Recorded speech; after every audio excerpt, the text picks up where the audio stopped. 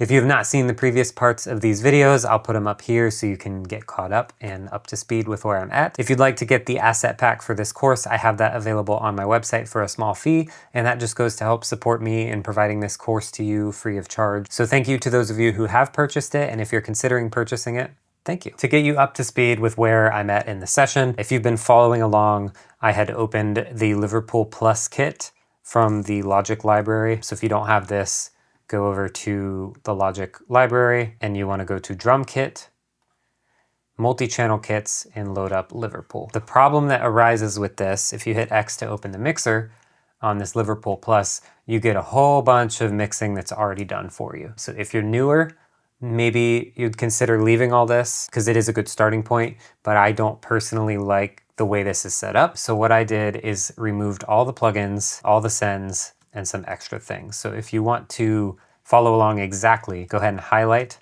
from Liverpool Plus, open the stack,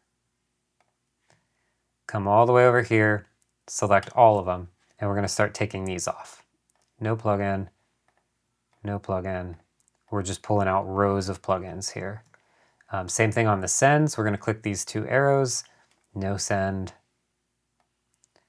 no send. Oh, it's having a hard time with that one. No send, no send. We're also going to remove kick, snare, sub, attack, crunch, punch, and plate. I'm just gonna come over here, options, nope, edit, delete. It's gonna say something, you delete tracks and content. And then these tracks right here, kick in, kick out, snare top, snare bottom. We want to change the bus output to match whatever this number is. So your main track here has been pre-assigned to a bus. It's probably not 38, it's probably different for you. But if you notice, everything else in here is going to 38, except for these. These were going to a couple other things that we deleted. So we're just gonna set these back to the Liverpool Plus 38 right there. Oh, also I'm gonna get rid of tambourine, shaker, and hand claps. We're not doing anything with those, and I like to keep it clean. Once you've done that, you're caught up to what I did in prep for this, which is I have my Logic drums here, and I'm just gonna delete what I was working with. And then I have my MIDI that I programmed earlier on here. You should be somewhere sounding like this.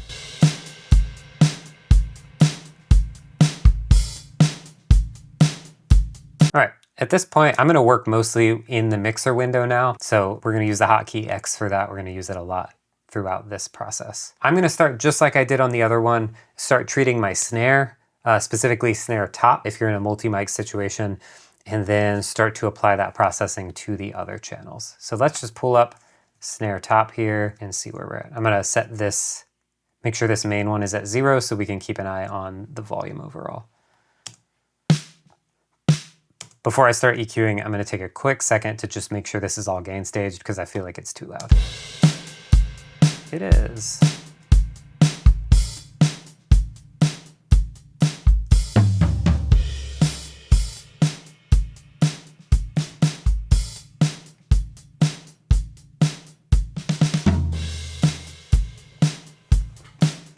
Okay, now let's dive into some snare. These processes are going to be really similar to what we did when we mixed within Addictive Drums. Just things are going to be in different places, and I'll show you when you can use third-party plugins and that kind of thing if you have them. So my go-to for this is an SSL style channel strip. If you do not have this, I'll also recreate it with regular EQ and compression. That's all we're using from this. I just like how this sounds, and it has exactly what I need and nothing more. We're gonna start rolling off the low end here. So right there, it's thin.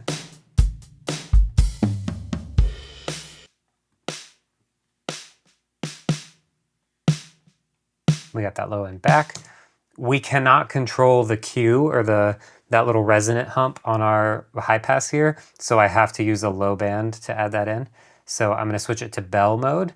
Shelf mode boosts at the frequency all the way down for the low, and bell is just a specific hump. So I'm gonna hit bell and try to find that oomph of the snare.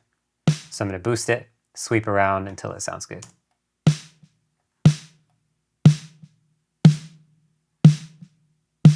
I like that right there. Just add a little bit of it. Next, we're going to remove our mud in the mid-range.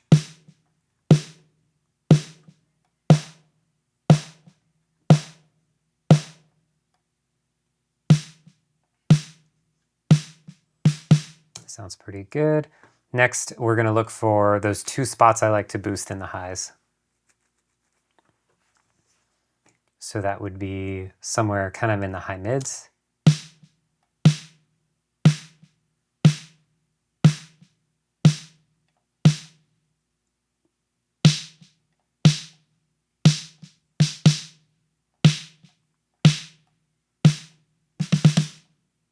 Just a little bit there, and a little bit on the top.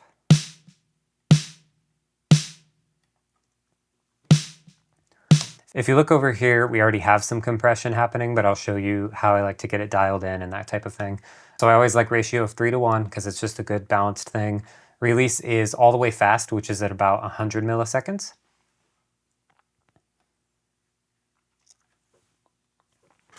Release is as fast as it can go for whatever this plugin has as the fastest. I've just picked that. And then for threshold, we just want about 3 decibels of gain reduction. So this is kind of starting to hit 6. So we're gonna raise this threshold till it's just about 3. We just want to be tapping that first light. You want to make sure fast attack is off, because if you turn fast attack on, you're going to kill that transient.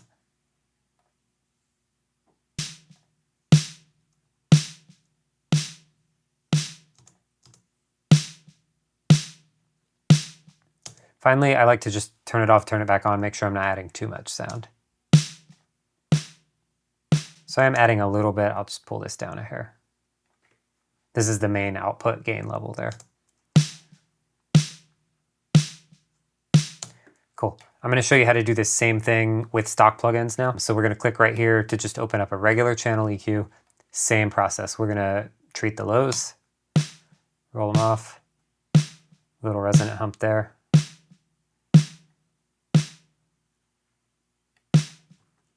Gonna get rid of the muddy mids.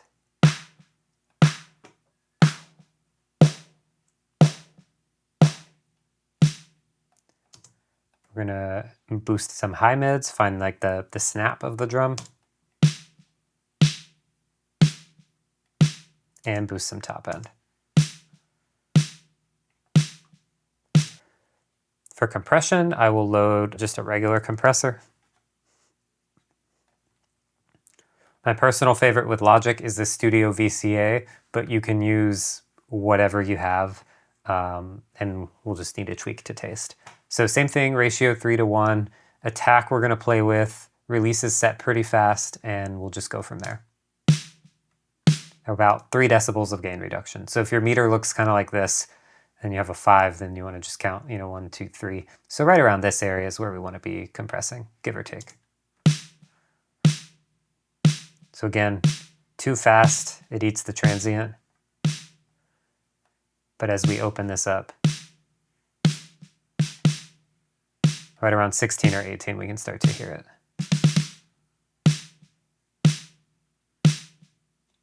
Something like that.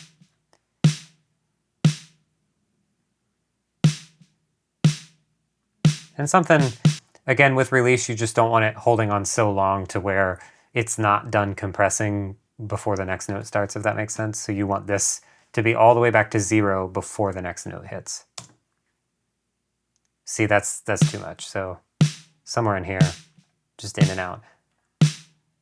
If it's too fast, it just doesn't work right. So somewhere 50 to 100 milliseconds is great. So here's without those. Here's with them. Here's my SSL channel. Really similar. They're slightly different because different flavors, but that's the gist of it there. Next, I'm going to go ahead and apply that EQ and compression to everything, start to get it tweaked, and then we can mess with the color and saturation and some of those other fun things. So we're going to go to kick next.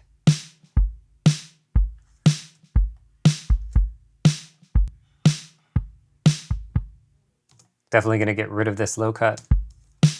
Flatten all these back out. I'm using Option Click. That's generally a hotkey to just reset something to its default. So you could just go around and click knobs and Option Click them, and they'll go back to their default. Compressing is the right amount. We want to find the good low end.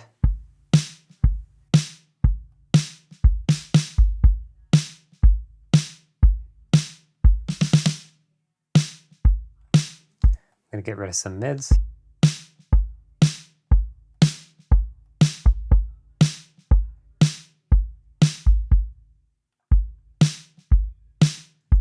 Gonna listen to some high mids, see what we want to do.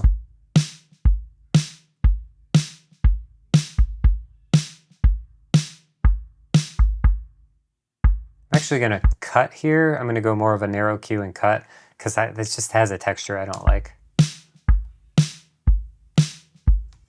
And then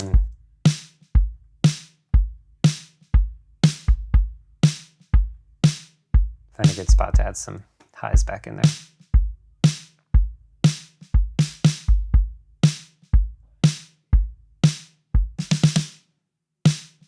Without it,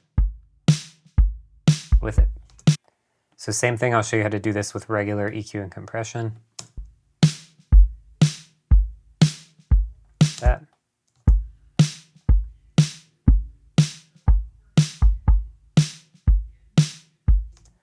Might mess with some of these low mids. Kind of a lot going on there, and we'll boost some highs.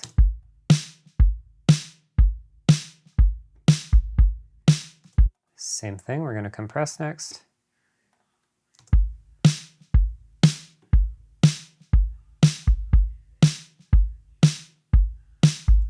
Maybe you noticed that right when I opened this up, it was perfect. Everything was right kind of where I wanted it.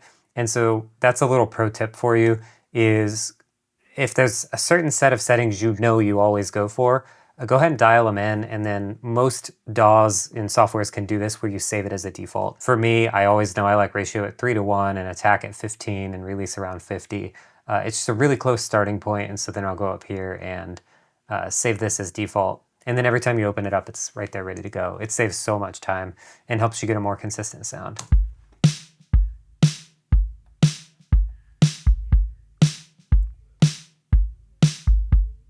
So here's the SSL channel. Here's stock.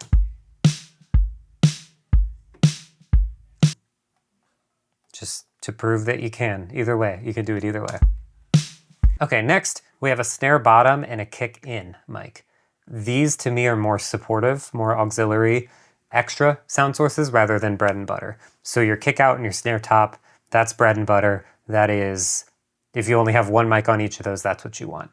The other two, they're more for extra color and flavor and taste and that kind of thing. We're gonna do the same process, but it's not gonna be quite as intense because they are more of an extra sound source.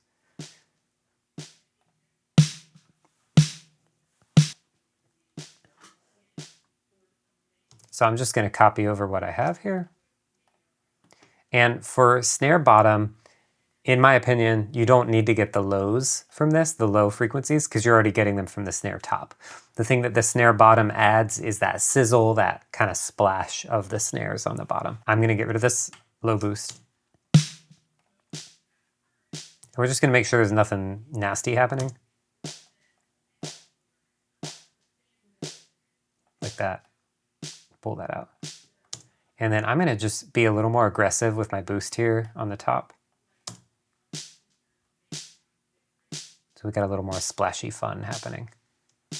That's about it.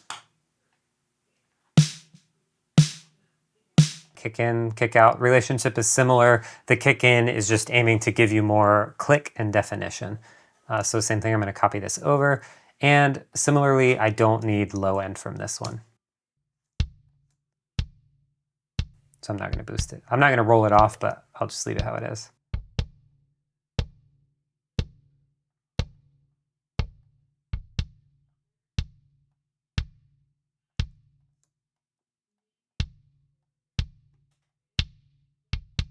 And it is best practice to listen to these together.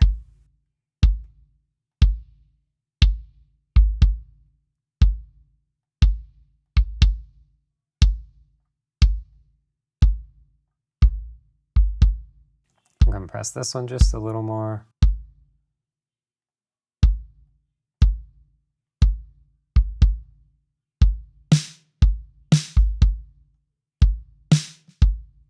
All right, here's without any of those. Here's with them. Just tightens it up, adds that magic and polish. Let's start bringing in all the kit pieces now.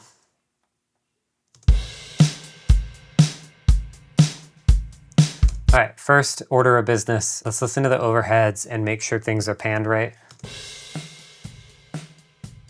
So this is actually opposite from what you'd expect. So this is called listener perspective, where it sounds as though you're looking at the drums. So if you are looking at a drum kit, the hi-hat's gonna be on this side because he's playing over here. And if you're the other way, it's that side. And then your toms and stuff are gonna go down that way. That is listener perspective.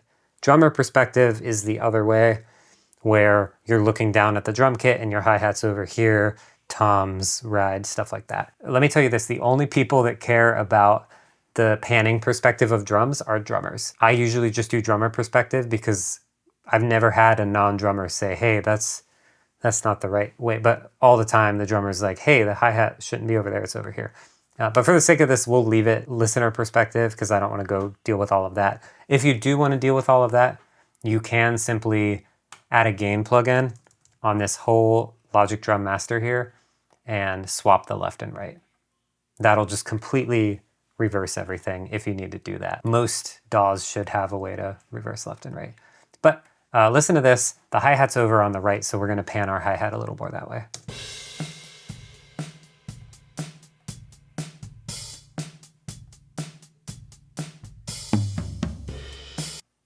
Big difference there on the toms. Let's listen.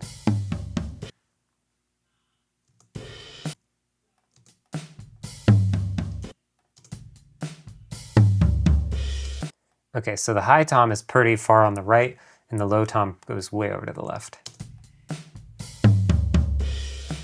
Here's without the close mics for listen for placement. Here's with them.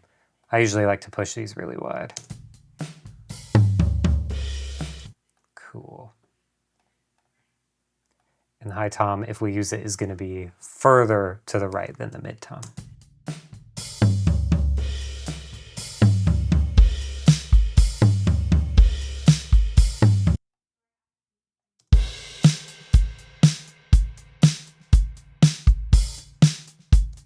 I do want to say right now, you might be thinking, man, that snare is really thick and chunky and, maybe that's not the sound you want for your track. That's where I would point you back to drum selection. It's important in the mix that we're not trying to reinvent the sound of any of the kit pieces. We're just trying to enhance them, make them sit better in the mix, just sound better overall. If you want maybe a high ringy snare, it's near impossible to mix this snare to sound like that. If that's the case, you just need to switch out the snare. I would recommend before you even get into mixing, and that's why I covered it in part 3 instead of now, switch the kit pieces. Just get the drums sounding how you want before you mix anything. All right, let's add some room in there.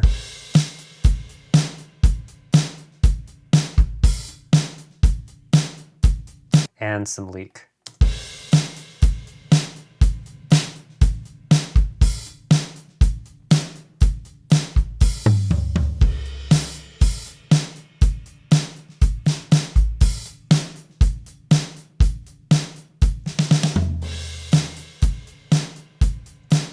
Okay, hi-hat, like I did before, I'm just gonna roll off some low end. No sense using expensive CPU heavy plugins for this, just grab whatever you have, get rid of the lows. Toms, we're gonna use the same strategy we did. I'm just gonna copy over the snare EQ and the snare compression, and we'll tweak from there.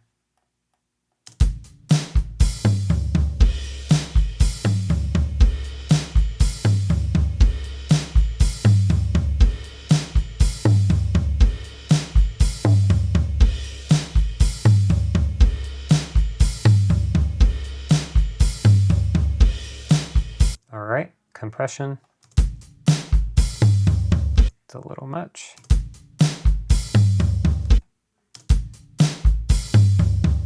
Great. Usually when I'm mixing, I like to, once I mix one of the toms, you could take that exact processing and copy it to the next one and just lower the frequencies. I found that's the fastest, most consistent, all the good things.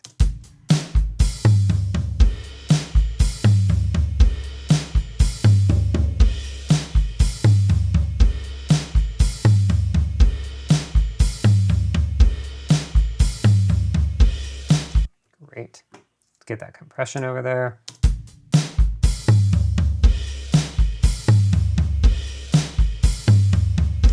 Great.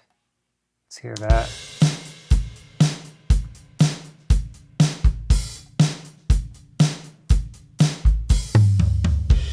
Pull those down, they're getting loud.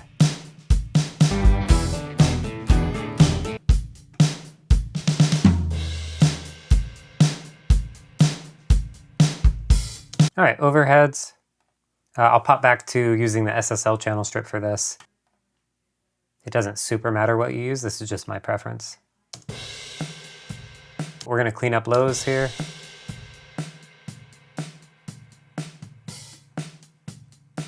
And we're gonna compress, but we're gonna do the fast attack this time. I'm already letting the attack through on the close mic, so I wanna just keep things nice and clean, so I'll close that up.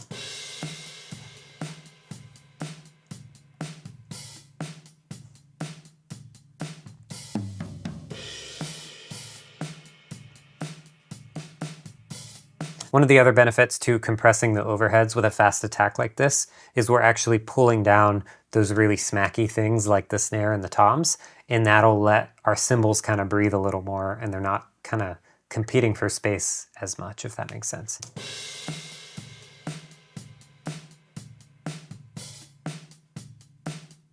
I'm gonna pull down highs a little bit and just see if there's any mud here that I don't like.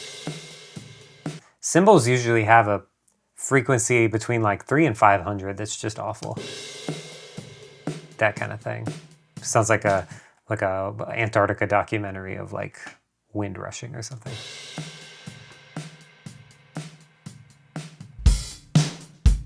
All right, similar processing to room. This time I'll do it with stock stuff just so you can see it's all the same.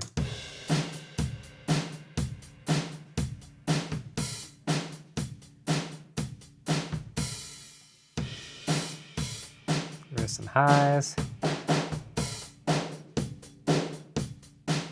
Clean some of that up. And compression. We're gonna go fast attack, so I'm gonna do something maybe like 6 this time. Slow this down just a bit.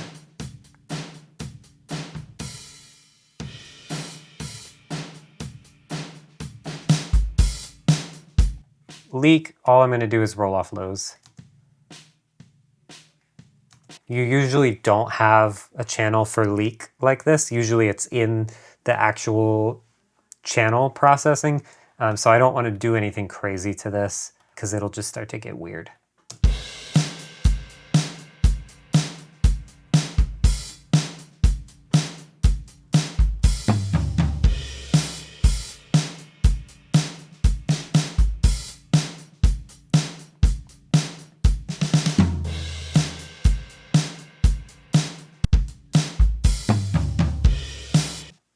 Turn these toms up a little bit.